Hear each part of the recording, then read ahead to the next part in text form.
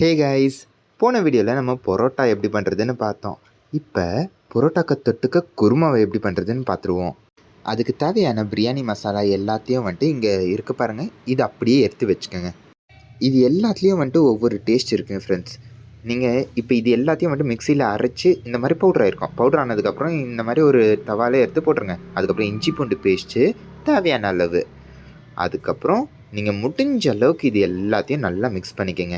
Mix பண்ணிவிட்டு நீங்கள் தக்காளியை வந்துட்டு நல்லா அரைச்சி அதையும் போடணும். தக்காளியோட சாறு அது ஒரு டேஸ்ட்டு கொடுக்கும். தக்காளியோட சாறையும் வச்சு நல்லா மிக்ஸ் பண்ணதுக்கப்புறம் ஆச்சி சிக்கன் மசாலா, நிஜமாலுமே ஆச்சி சிக்கன் மசாலாவில் ஒரு டேஸ்ட் இருக்குது. அண்ட் அதுக்கப்புறம் தேவையான மசாலாஸ் எல்லாத்தையும் போட்டுட்டு உங்களுக்கு காரத்துக்கு பச்சை மிளகாவை போட்டுக்கோங்க. அதுக்கப்புறம் உப்பு பார்த்துக்கோங்க. உப்பு வந்துட்டு ரொம்ப மெயின். அண்ட் அதுக்கப்புறம் நீங்கள் கருவேப்பிலை அதெல்லாம் போட்டுக்கலாம். இப்போ ஒரு மிக்சியை எடுத்துக்கிட்டு பொட்டுக்கடலை, தேங்காய், கசகசா, அதுக்கப்புறம் கடலக்காய் இதெல்லாம் எடுத்து மிக்சியில் செப்பரேட்டாக அரைச்சிக்கணும். அண்ட் நெக்ஸ்ட்டு நீங்கள் என்ன பண்ண வேண்டியதுன்னா அடி பிடிக்காமல் நல்லா மிக்ஸ் பண்ணிக்கிட்டே இருந்து, நாங்கள் வந்துட்டு சிக்கன் யூஸ் பண்ணியிருக்கோம். சப்போஸ் நீங்கள் வெஜிடேரியனாக இருந்தீங்கன்னா சிக்கன் தேவைப்படாது.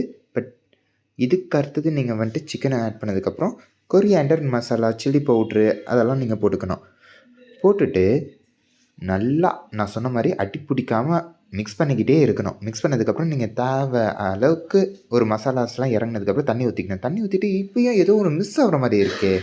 ஸோ அதுக்கு நீங்கள் கொஞ்சம் நேரம் கழித்து இதோ நல்லா பாயில் ஆனதுக்கப்புறம் நீங்கள் அரைச்சி வச்சிங்கல்ல, இதை இப்போ நீங்கள் ஊற்ற வேண்டிய டைம் வந்துடுச்சு. ஸோ இதை ஊற்றினதுக்கப்புறம் நல்லா மிக்ஸ் பண்ணிக்கணும். நான் முன்னாடியே சொன்ன மாதிரி தான் அடி பிடிக்கக்கூடாது, நல்லா மிக்ஸ் பண்ணிக்கிட்டே இருக்கணும். அண்ட் இப்போ நீங்கள் இதை சைடில் எடுத்து வச்சுருங்க. வச்சுட்டு லைட்டாக வந்துட்டு டேஸ்ட்டுக்கு உப்பு போட்டுக்கோங்க. உப்பு போட்டு ஓகே உங்களுக்கு எல்லாமே கரெக்டாக இருந்துச்சுன்னா அவ்வளோதான். இதே மாதிரி யூஸ்ஃபுல்லான வீடியோஸ்க்கு அனிதா சூப்பர் கிச்சனை ஃபாலோ பண்ணிக்கோங்க.